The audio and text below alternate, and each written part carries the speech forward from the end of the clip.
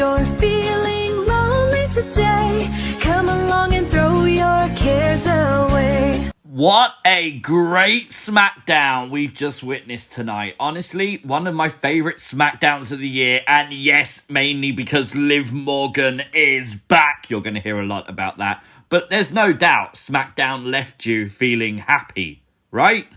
But this is things you might have missed from SmackDown. But before we get started, make sure you hit that like button. It really does help these videos out, so please do that. And of course, if you are new to the channel, hit the subscribe button. It's free!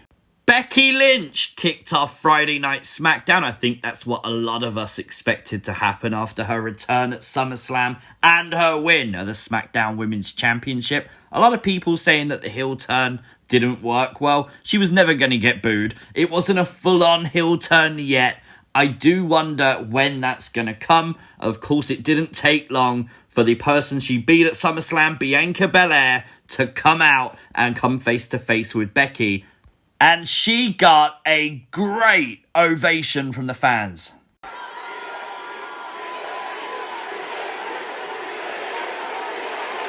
My only criticism is the fact she came down, swirling her hair, jumping around the place. She should have been serious. She should have been angry. She should have been pissed off. And we didn't get that impression. It didn't take long for the SmackDown ring to fill up. And of course, there was one more person to join. And you know that right now, this was going to be the highlight of this video, right? Liv Morgan is back at last. And it's time for you all to watch me. Now, props to WWE for not just booking a tag match. An elimination fatal four-way was great. And yes, Bianca Belair did need the victory more than anyone else in this match. Unfortunately for Liv. But Liv had a great showing nonetheless.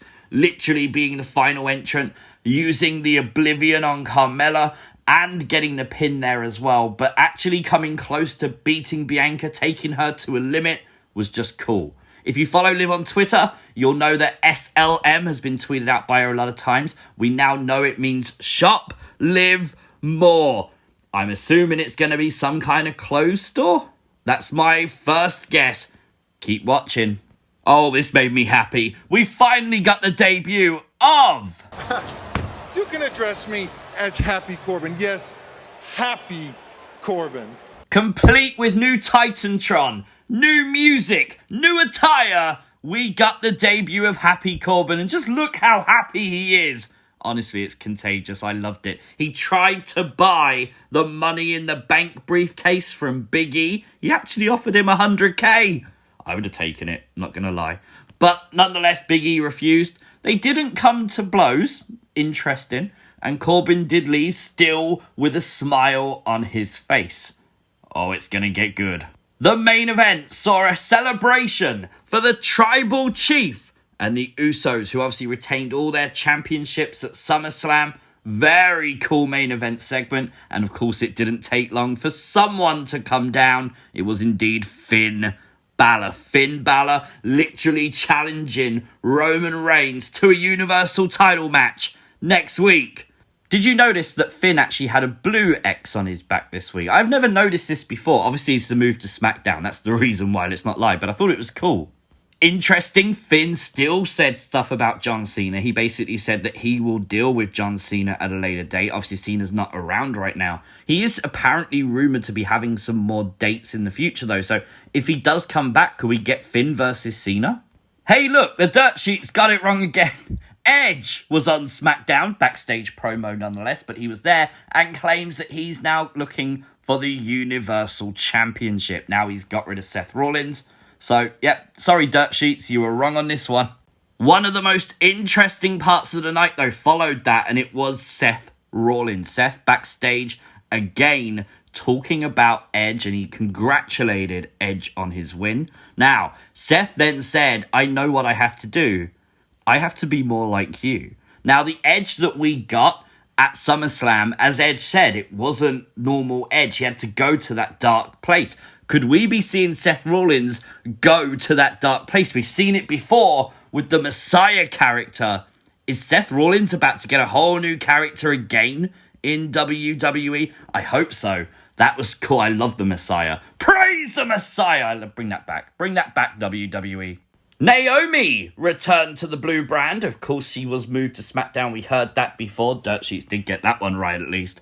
But of course, this week, she walked into Sonya Deville's office, and Sonya had no idea she'd actually joined SmackDown. Now, could this be the catalyst to turn Naomi heel? Naomi underappreciated, not used, feeling angry. Could she then maybe join a certain tribal family? Maybe.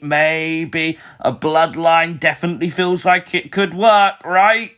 Cesaro was also on SmackDown this week. Loves to see Cesaro every time. Now, obviously, he's so cool, he actually had to wear 2 jackets. Sami Zayn also returned to the blue brand. Love seeing Sami Zayn. Great night. It honestly felt refreshed watching SmackDown tonight. Sami then faced off with Dominic Mysterio. And once again, that story continues. That wedge between Dominic and Rey. Rey made this a singles match. Rey went out and got this. Dominic didn't look happy about it. He didn't understand why. Rey was giving him Electra, all that stuff. Rey came back out to the ring. Dominic seemingly didn't want him there. It got very, very interesting. We've been talking about this potential split with the Mysterios for so long. It looks like we're now on that path to do it. So it's going to be coming soon.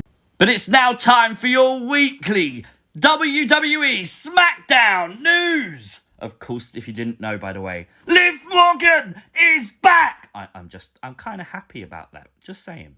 If you like the t-shirt Roman Reigns was wearing tonight, WWE Shop have you covered in black and white. I love this design. I think it looks absolutely brilliant. Mafia style, lots of money on the shirt. Honestly, it looks cool. Becky Lynch has her new t-shirts available on WWE Shop as well. And we got the first t-shirt for Zelina Vega since returning to WWE. I am the moment. Really cool design as well. I like that a lot. Really nice. WWE has passed 25 million followers on Instagram. What? That's insane. There is a brand new Fiend Funko Pop. Oh yeah, and it's Christmas themed. It glows in the dark, and I really want it. Honestly, the fact they keep coming out with merch is a little bit of a kick in the teeth. But let's be fair, Funko work this stuff usually a year in advance. This is something they would have planned, and it's up for pre-order now on Walmart. Honestly, if you want it, just buy it. There's no way I'm not including this image. This was uploaded to WWE's YouTube channel yesterday. It is, of course, Rick Boogs and King Nakamura literally talking about John Cena's new movie, Vacation Friends. Honestly, I just wanted to include it because Shinsuke Nakamura. Oh my god, really? The Usos seemingly do not trust Paul Heyman. Of course, after Brock Lesnar's return at SummerSlam, would you trust Paul? Obviously, though, we did see Roman Reigns say he loves Paul. Paul is family. So I don't know if it's like going both ways. I don't know if Roman's sort of not trusting Paul and luring him in, because we all think Paul Heyman's going to join Brock Lesnar. Surely Roman Reigns and the Usos feel exactly the same. Maybe Roman's thinking, let's keep Paul sweet, and maybe he slips up. Maybe, because we all expect Brock to face Roman, likely at Crown Jewel in Saudi Arabia. So if that is a go, if that is something that's going to happen, Paul Heyman's going to be huge for that story. But of course, next week's SmackDown, if this happens, if a Universal title match happens next week, oh my god, unmissable. And the question is, does someone get involved? Edge? Seth? Brock? There are different options for this. There really is. A lot of people have criticised WWE over the last few weeks about not using certain stars, and where are certain stars? Well, this is why they do it around a Big Four pay-per-view. They bring them back after the SummerSlam, and the show felt fresh. The show felt great. Honestly, I can't give it a 10 because there wasn't that OMG moment. But I really feel like SmackDown this week was like a 9.5. Genuinely great SmackDown. You just needed that big moment to top it over the edge. But honestly, great to see Liv back. Great to see the wrestlers getting great TV time. But let me know your thoughts in the comment section down below. Also, your thoughts on potentially Seth Rollins' new character. That's interesting me.